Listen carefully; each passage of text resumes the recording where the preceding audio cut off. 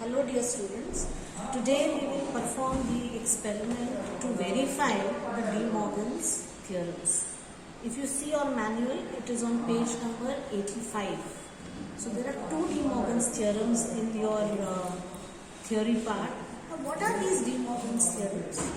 De Morgan's theorems are nothing but simple rules which you have to apply to digital electronics.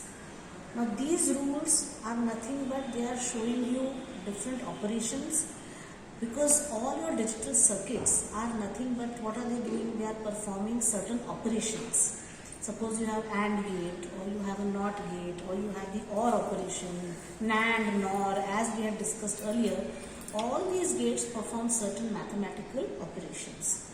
So you must have certain laws, certain rules. So these rules in digital electronics, in gates, are nothing but they are the De Morgan's theorems. Now De Morgan was an electronic engineer who has made these rules. So these are called the De Morgan's theorems. Now there are two De Morgan's theorems. So the first one says that the complement of the sum equals the product of the complements. Now what are we going to do in this experiment? We are going to verify this first theorem. Whether this theorem is right, is it applicable, we are going to verify it using gates, circuits, and we are going to use ICs, as of course the gates are all available as ICs. So we are going to make a circuit, we are going to connect the circuit as per the diagram, and we are going to verify the gates. So the first theorem statement says what? That the complement of the sum equals the product of the complements. Now the second theorem is the reverse. The sum of the products equals the product of the sum, the complement of the products equals the sum of the complements. So it's the reverse. Okay. So anyway, so let us verify the first De Morgan's theorem today. For that, if you see the circuit diagram, what is there? You have to use, now what is the law? What is the theorem? The complement of the sum equals the product of the complements. So let us just see the left hand side. So we are first going to see the circuit of the left hand side. So you have the OR operation, which is the operator over here, OR. So I am going to use an OR gate, for which I will use IC 7432. There are two inputs. Naturally the output is A or B, and when it passes through the NOT gate, NOT, what is the IC number? 7404. After passing through it, you get the complement of the sums. That is equal to the product of the complements. So the product of the separate complements. So if I have the same two inputs A and B, I am using the NOT gates. Now I will pass them through the AND gate, which is IC 7408, and this is my circuit. So your circuit you are going to connect on this breadboard. As you see the IC numbers, these IC numbers you are going to use, and you are going to connect the circuit.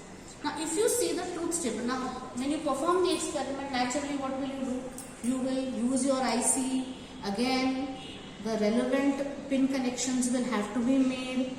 The diagram or the internal circuit of the IC is already given to you. So pin number 14 will have what? VCC, and pin number 7 will have ground, and we have connected it on the breadboard as you have seen the earlier experiments.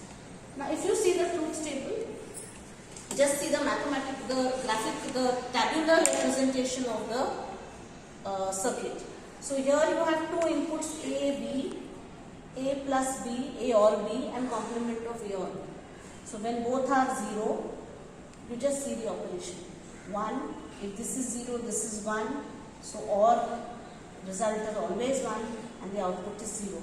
Accordingly, you will see that this output is in the last column, that is 1, 0, 0, 0 for the same set of inputs.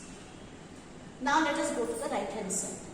Right hand side of the De Morgan's theorem, this is the mathematical expression, this is the circuit, and this is the truth table. If you go here, what will you see again? A and B, same inputs. But when you are passing through this not A, not B, and if you see the last column, again it is 1, 0, 0, 0. So if I compare last column of this, which is nothing but the left hand side, and if I compare the last column of the other truth table, I can say very easily that the De Morgan's theorem is verified. So this is nothing but your experimental verification of the De Morgan's theorem. Now again, output will be 1 means what? You have an LED which is connected. This is the LED which you connect to any circuit. So whenever you need to get, whenever the LED glows, it is a 1, and whenever the LED will not glow, that is nothing but the 0 output. So this is how you will perform the verification of De Morgan's theorem. Now from the theory point of view, you must know the statement of the theorem. You must know how the outputs are obtained. If possible, remember the IC numbers also. Okay. So with that, we will end this first De Morgan's theorem. On the same lines, you will have the De Morgan's second theorem, which is there on page number 87, which says what? As I had said earlier, the complement of the product is equal to the sum of the complement. The complement, that means what will be the second theorem? De Morgan's second theorem will be what? Complement of the sum equals product of the complement. This is the first theorem.